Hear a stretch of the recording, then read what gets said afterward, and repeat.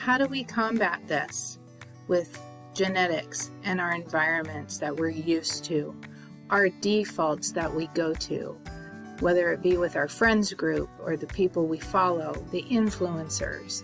Everything around us is bombarding us with information of what you should eat and what you should drink, without regard to nutrition. There's information at our fingertips that isn't always the most sound information.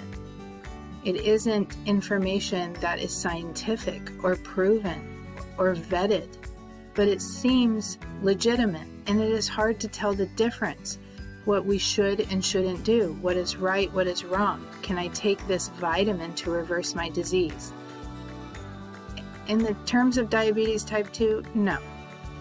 But there are lifestyle changes that we can make. Small steps lead to big steps, and big steps lead to big change. But the small steps are what matter. Other challenges the young adult may have are education, resources, support, your social or economic status, where you live, what you have access to, what you're used to, what your family expects, and what your friends expect. Finding healthy options and staying motivated can be very difficult as well. You can have great intentions and have a successful day of your own intentions, and then the next day maybe feel like you haven't made the same choices that you committed to the prior day, and you feel like all is lost. This is not the truth. If you have an awareness and you can manage your opportunities in a better way, these are the small steps you can take.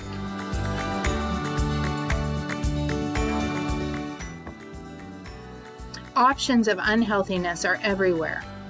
This is referred to your default culture, and also your default environment.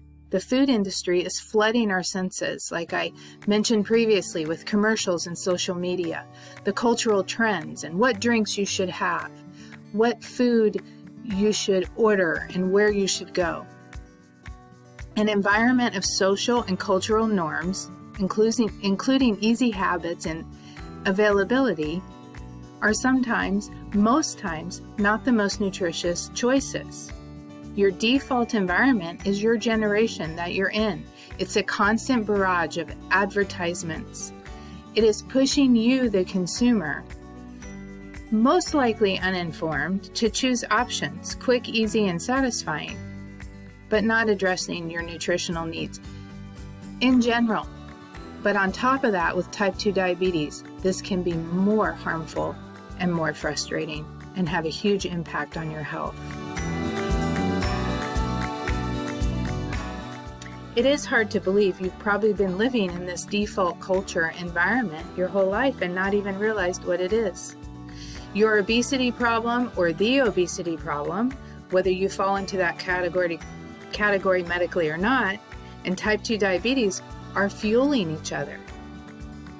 There are barriers to diet, nutritional knowledge, time and money, medication, insurances, and even what we call ambivalence, to where you think, it doesn't really matter. I can't help myself that much. Maybe you have a feeling that it's so out of control, so why bother? The struggle for healthy choices and physical activity are real. It is hard to make a commitment to do those things. That's why we do them little by little and one step at a time. In the young adult, there are also additional activities that sometimes older adults may choose not to do anymore, such as smoking or alcohol. Not all older adults choose not to do that, but in the young adult culture and population, generally tobacco use, recreational drug use, and alcohol are pretty prevalent. Young adults with diabetes also have a greater chance of their blood sugar being uncontrolled because of all of these reasons, and possibly not checking in on yourself. This leads to you coming in the hospital more often. That leads to me, the registered nurse, having seen many of you there. This will be worsening conditions for your overall health, and why over your lifetime being diagnosed so young and having this up and down roller coaster ride is so harmful to your body. How do we fix that? Thankfully, it is not the end of the world.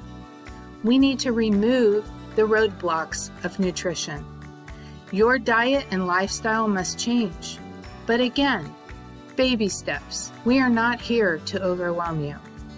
Again, the roadblocks can be fast food, lack of good food or access to it, also defaulting to sugary carbonated drinks versus just having some water. Drinking more water will improve your health. Staying away from prepackaged or processed foods. Those are never usually a good idea. They have a lot of sugar and a lot of carbohydrates, and carbohydrates are what the main culprit in fueling your blood glucose levels. You would like to remove the roadblocks by thinking about your meals, possibly going to the store with the thought of meal preparations and consistency. You can plan, strategize, and choose to eat wheat bread versus white bread. That is a great place to start. When you're cooking and ordering, think baked or grilled and not fried. Choose that. Balanced diabetic diet. You can get on trackers on the internet and learn portion sizes and what a plate should look like with vegetables and fruits and proteins. You can even enter this information and track yourself. Try to eat whole foods. Think of an apple versus a packaged apple pie. Vegetables, fruits, lean proteins, good fats like avocados or olive oil. Complex carbohydrates like multigrain bread versus white bread. Eating fiber and drinking water. Keep track. You have a handout, your diabetes food pyramid. This is a little different than a regular food pyramid because you definitely want to keep your bread, sugars, pastas, rice, corn, potatoes, and junk food listed here at the bottom and crossed out to a minimum. A lot of this is your default culture. Everybody likes to go out for pizza. Maybe big portions of pasta at a restaurant, 4 or 5 times what one should have. Pay attention to eating multi-grain versus white flour products. More leafy vegetables and non-starchy vegetables. In other words, spinach or lettuce, a salad with tomatoes and cucumbers is better than possibly a ear of corn. Although you can have that in moderation. Healthy fats, lean proteins, lean dairy products, fruits, all good choices. Nutritional awareness is where you should begin. It starts with identifying the important debate that accompanies decisions that we just discussed, eating white bread versus wheat bread, natural sugars found in fruit versus added sugars like adding a tablespoon to your coffee in the morning, whole foods like we discussed the apple versus processed foods like we discussed, not choosing the packaged apple pie. Also, these trackers and portion meters are very helpful. There's a diabetic plate method which shows you here what your plate might look like. Chronometer is an account which we will set up later. You can set up for free for yourself and log in your activity and what you're eating daily. It breaks down all of your carbohydrates and your calories and where you are. It's a great way to monitor progress. And it allows you to do it little by little, piece by piece, until it becomes a better habit.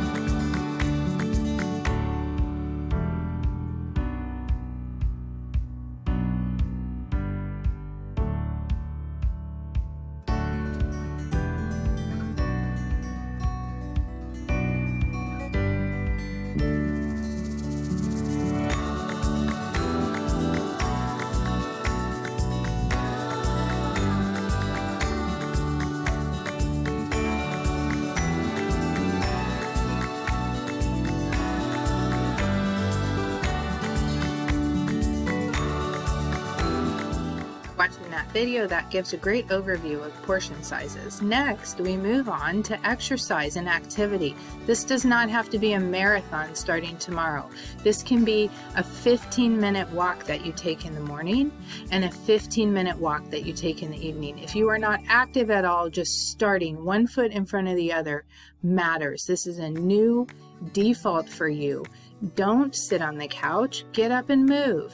And this leads to progress, maybe 30 minutes straight a day, up to an hour. And we would like a goal of 30 to 60 minutes of activity a day. This helps improve your health overall. What matters with exercise is how often, how intense, how long, what you're doing. Training yourself to add any extra physical activity is important. Maybe even parking far away in a parking lot and walking all the way to the door versus trying to find the closest spot. Taking the stairs when possible. Work up to 5 or more days of activity. Beginners can do 2 to 3 days. And again, walking is an acceptable exercise. 30 to 60 minutes a day would be a wonderful goal, and pushing yourself when you become more confident in your fitness. Uncontrolled blood sugar, no medical management, your unknown risks, and lack of information are some roadblocks that you're dealing with day to day. We can remove those roadblocks by visiting our doctor, finding a medical team that can help us. Advocate for yourself and know your numbers. Know where you are. What does your A1C say? What is your fasting blood glucose level? What are your risks and what are you doing to adjust those? Making these choices, eat this, not that, get up and move, maintaining a healthy lifestyle. You need daily management. That would be a great place to start. Waking up, moving, thinking about your breakfast and what you're going to eat. Having a healthcare provider that you can turn to, or a pharmacist when you have questions if you have to take medication for this disease. What are your numbers? Checking your blood sugar, knowing where they are. That varies with activity. The more activity, the less medication you may need, let's say. You don't want to get too low or too high. And these are very important factors to discuss with your doctor and understand where you are.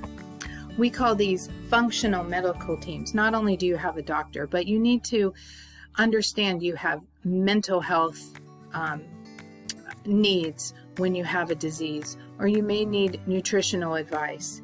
Building a team with your doctor or asking where you can turn in your community for these resources is very important.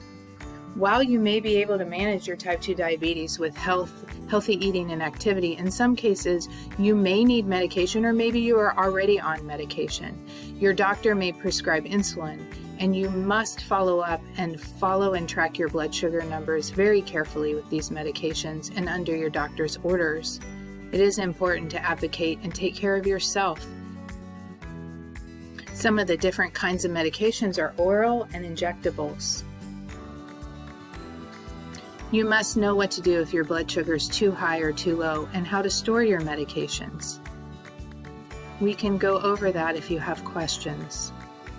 There are cautions and questions that can be answered with medications, highs and lows in blood sugars. Your new defaults review are to be to recognize complications, low or high blood sugar, have a plan if you're ill, know if your sugar is high or low and how you feel. Balance is key. Lifestyle changes, new defaults, and constant adjustments. I will take plenty of questions and we will provide resources.